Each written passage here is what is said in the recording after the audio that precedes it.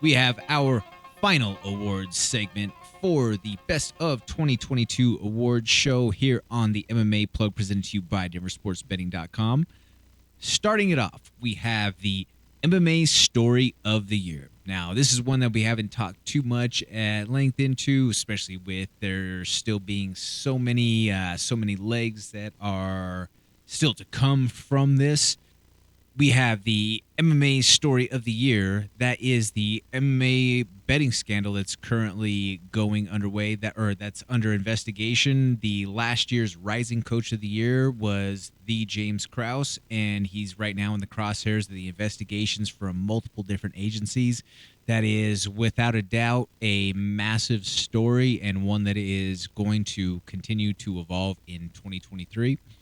We have the Coach of the Year segment going to Khabib Nurmagomedov. We have also, by virtue of the success from Coach Khabib, we have the Gym/Team of the Year going to Team Khabib. Now, why do we say Gym/Team? Well, because not necessarily all these guys are AKA, but all of the fighters that Khabib, or nearly all the fighters that Khabib had under his banner this year, saw tremendous success, including Bilal Muhammad going out there and having a masterful performance, a defining performance against Sean Brady. You have his brothers and cousins finding victory. You have him achieving a world championship in the Bellator ranks. You have him achieving a world championship in the UFC ranks. The fulfillment of Father's plan happened. That prophecy was fulfilled. You had Islam then become the holder of the throne after Khabib retired. That was what Abdulmanap Nurmagomedov had envisioned long ago, and that was something that came to fruition. So that goes to Khabib for Coach of the Year, and then Team Khabib for the Gym/Team of the Year in 2022. You had the Submission of the Year, then going to Islam Makhachev with the arm triangle against Charles Oliveira. Now, that's a member of Team Khabib, gets that world championship by submitting the UFC Submission King. UFC Finish King, also for that matter, with Charles do Bronx Oliveira. We had the Knockout of the Year going to Leon Rocky Edwards. Leon got that knockout over Kamaru Usman at UFC 278. That was a real movie-esque type of performance with the speech and the pump-up that he got from his cornerman in between round 4 and 5. Goes out there, finds that head kick knockout in the final frame, in the final minute for that matter, to get the knockout to win the title.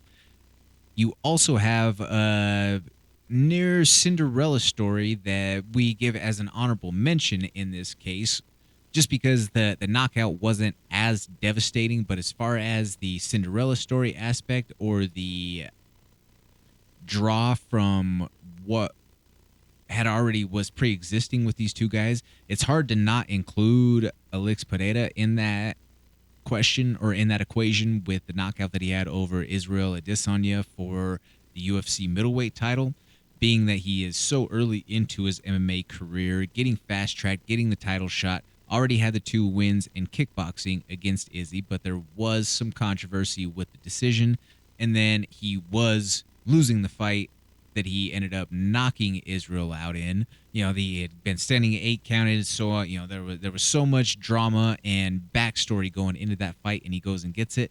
So that is our Cinderella story of the year right there. We have Female Fighter of the Year. This goes to Zhang Weili. Zhang Weili was 2-0 over the course of 2022. She had the spectacular knockout over Joanna Jędrzejczyk. Then she had the submission over Carla Esparza to reclaim the title. So congratulations to Zhang Weili for Female Fighter of the Year in 2022. We have the Male Fighter of the Year in 2022 going to Alexander Volkanovski. Alexander Volkanovski had 2 fights, 2 title defenses in 2022, and they were masterclass performances. He finished the Korean Zombie. I mean, in that last fight, I had the pleasure of watching that fight from cage side down there in Jacksonville, and you could see him ask Zombie going into the final round, like, "Hey man, are you okay? Like, you still want to go on with this?" And then had to continue to go out there and put it on him until the referee called a stop to the fight. It was just pure domination there. And then there was the drama of the prior couple of fights with Max Holloway. They have their trilogy fight. Very rarely do you see a situation where the UFC will book a trilogy fight where the series is already 2-0. They did that, and Volk went on to close it out 3-0 in this situation, and he put a stamp on it with that particular performance against Max Holloway, because that there was controversy, especially with the second fight. The first one you could say whatever, but the second fight, many people, myself included, thought that Max did enough to get that decision, but obviously the judges didn't see it there. Well, he went out and he said, "I'm going to make this definitive." And he did just that against Max Holloway this last year. He has a chance to become a double champ. He is fighting in Perth, Australia against Islam Makhachev to try to become the UFC lightweight champion as well. So we'll see how that situation plays out for him. There is a fight that is to contest the interim featherweight championship in his absence. So, should that not go his way in the lightweight title fight, we already know who Volk's next opponent at featherweight is going to be after that night concludes. We have the final award of the evening, ladies and gentlemen. Suspense, Danny. Can you feel the suspense in the air? We have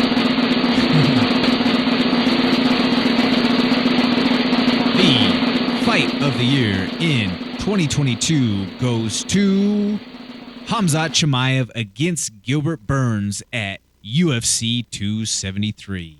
Now, this one was a tough one to decide, especially because, there was the question of, do you go with best 3-round fight versus best 5-round fight?